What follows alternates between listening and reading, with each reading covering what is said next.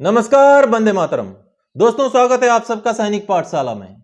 सरकारी वकील ने कहा 8,900 दिन आप देर कर गए इस केस को दायर करने में, लेकिन माननीय कोर्ट ने, माननीय न्यायालय ने पूरी केस की सुनवाई करते हुए ये बता दिया, ये जता दिया अपने फैसले से कि चाहे डिले जितना भी हुआ हो, चाहे देरी जितना भी हुआ हो, अगर इंसाफ देना है तो इंसाफ देना है। तो आप सबसे बात करेंगे इस केस के बारे में। इससे पहले कि वीडियो में आगे बढ़े, मेरा आप सबसे आग्रह है दोस्तों, अगर सैनिक पाठशाला चैनल को आप सबने सब्सक्राइब नहीं किया है तो चैनल के साथ जुड़े रहने के लिए चैनल को सब्सक्राइब जरूर करें और साथ ही साथ जो बगल में बेल आइकन है उसको भी प्रेस करें ताकि जो भी वीडियोज हम अपलोड करें उसका नोटिफिकेशन आपको तुरंत ही मिलता रहे। दोस्तों, जैसे कि मैंने बताया, एक डिफेंस पेंशनर हैं जो 12 सितंबर 1967 को फौज में भर्ती हुए थे और फरवरी 1984 को उनको IMB आउट कर दिया गया, यानी कि उनको इनवैलिड मेडिकल बोर्ड में आउट कर दिया गया। उस समय उनमें उन्होंने अपील भी दायर की थी, लेकिन उनकी अपील नहीं सुनी गई और IMB में उनको डिसेबिलिटी एलिमेंट दिए बगैर ही, उनकी टोटल सर्विस उस समय 16 साल की थी, उनको डिसेबिलिटी एलिमेंट दिए बगैर ही सर्विस एलिमेंट के साथ उनको फौज से विदा कर दिया गया। दोस्तों, ये बात थी लगभग आज से लगभग 38-39 साल पहले की। उसके बाद अक्टूबर 2014 में ये जो डिफेंस पेंशनर हैं हवलदार इंद्रपाल सिंह, ये एक ओरिजिनल एप्लीकेशन दायर करते हैं माननीय AFT प्रिंसिपल बेंच दिल्ली में और इस केस में सुनवाई होती है। सुनवाई के दौरान सरकारी वकील बोलते भी हैं कि बहुत देर हुई है इस केस को दायर करने में, लेकिन माननीय कोर्ट ने दोनों पक्षों को सुना।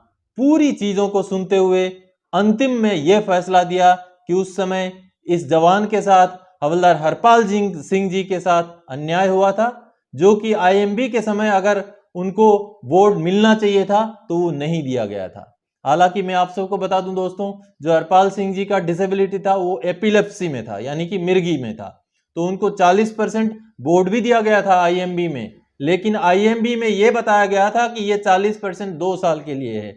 तो माननीय कोर्ट ने एक विशेष टिप्पणी करते हुए यह भी बताया कि अगर उनका जो डिसेबिलिटी 2 साल के लिए दिया गया था तो 2 साल वेट करके उनका मेडिकल कैटेगरी को रिव्यू करके उनका टर्म्स ऑफ एंगेजमेंट को पूरा क्यों नहीं किया गया।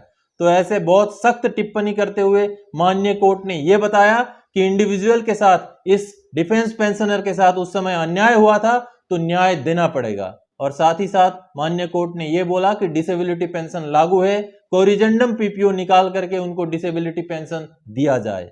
और साथ ही साथ बताया कि जो ओरिजिनल एप्लीकेशन फाइल हुआ था, इंडिविजुअल ने जो फाइल किया था 25 अक्टूबर 2017 को, उस ओरिजिनल एप्लीकेशन फाइलिंग के 3 साल पुराने डेट से इंडिविजुअल को जो है एरियर भी दिया जाए और उसको आगे आने वाले दिनों के लिए पूरा डिसेबिलिटी एलिमेंट के साथ उनको उनका पेंशन जो है दिया जाए।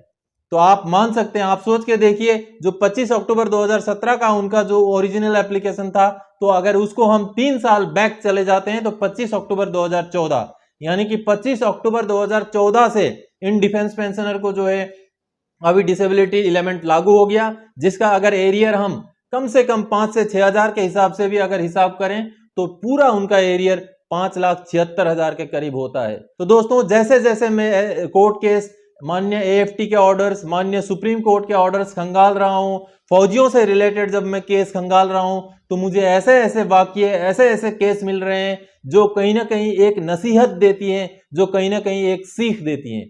क्योंकि हमारे जो डिफेंस पेंशनर होते हैं उनमें सबसे बड़ा अभाव होता है जानकारी का, सबसे बड़ा अभाव होता है कि उन्होंने कार्रवाई कैसे करना है, कैसे आगे बढ़ना है उस चीज का।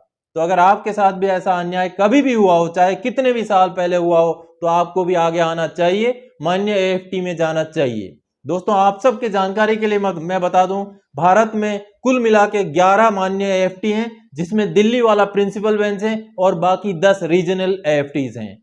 तो आप इनमें से किसी भी AFT में अपना ओरिजिनल एप्लीकेशन दायर कर सकते हैं। जो AFT को डील करने वाले वकील हैं, आपको उनके संपर्क में आना है और अपना कोई भी ग्रीवेंस, कोई भी ऐसा चीज है जो आपके पास दस्तावेज हैं, आपके पास डॉक्यूमेंट्स हैं, लेकिन आप सोच रहे हैं कि मैं करूं ना करूं, तो आपको झिझकना नहीं चाहिए। चाहे जितना भी पुराना केस हो, अगर आपके साथ अन्याय हुआ है, आपको जो मिलना चाहिए वो नहीं मिला है, तो उसके लिए आपको लड़ाई लड़नी चाहिए। जो केस अभी मैंने बताया वो हवलदार हरपाल सिंह जी हैं। वो आज के डेट में अगर आप उनका एज का हिसाब लगाओगे तो लगभग वो 80 साल के उम्र के होंगे।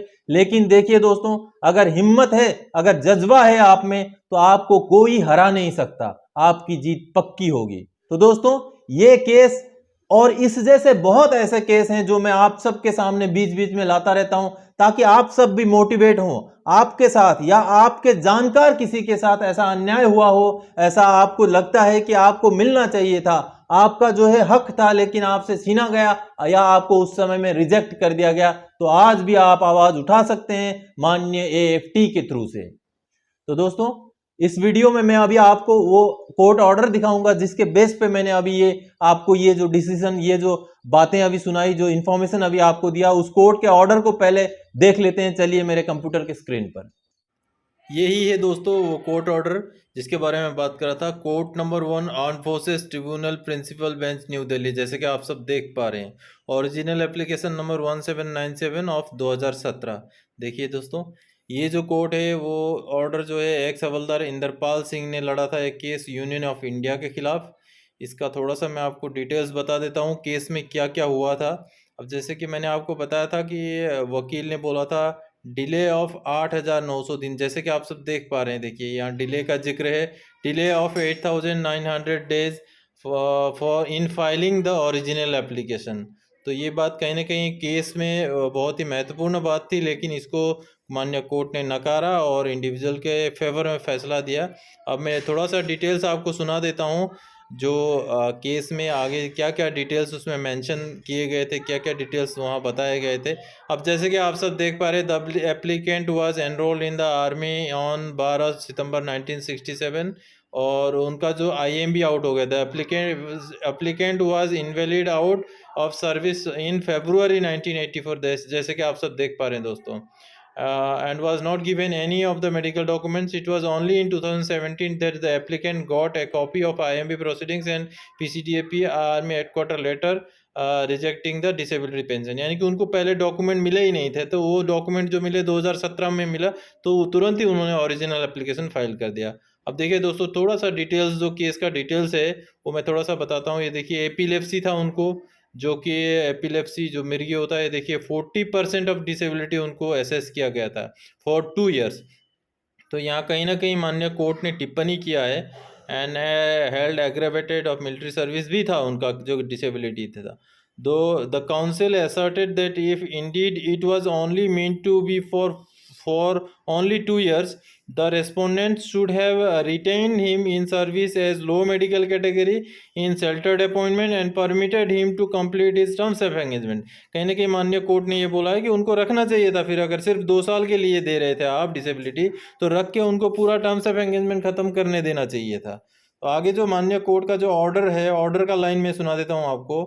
इन व्यू ऑफ द अबव, जैसे कि 10 नंबर पैरा में आप देख पा रहे हैं, in view of the above consideration the original application is allowed. We direct the respondents to grant the applicant disability element of disability pension which is rounded off to 50% and arrear to be paid to be restricted to 3 years from the date of filing of original application, and accordingly the arrears be paid with effect from 25 October 2014। necessary corrigendum PPO be issued within 1 year of this 1 month of this order। तो कहीं ना कहीं बहुत ही एक important judgement है दोस्तों ये। अब आगे दिखाता हूँ मैं आपको किसने ये जजमेंट दिया था। जस्टिस राजेंद्र मेनन चेयरपर्सन है और lieutenant general PM Hariz member थे उस कोर्ट के, जहां से ये डिसीजन निकल के आया 14 अक्टूबर 2022 का, अभी का रिसेंट ये जजमेंट है दोस्तों। तो दोस्तों, ये था वो कोर्ट ऑर्डर जिसके बेस पे मैं आप सबको ये इंफॉर्मेशन, ये जानकारी साझा कर रहा था। तो आप भी अगर ऐसा कुछ भी आगे आपके साथ वाकया हुआ है तो पीछे ना हटें, आगे बढ़ें। तो यही जानकारी आपको देना था इस वीडियो में। आगे और कोई जानकारीदायक आपसे सरोकार रखने वाला विषय लेके मैं फिर से हाजिर हो जाऊंगा। तब तक के लिए जय हिंद दोस्तों।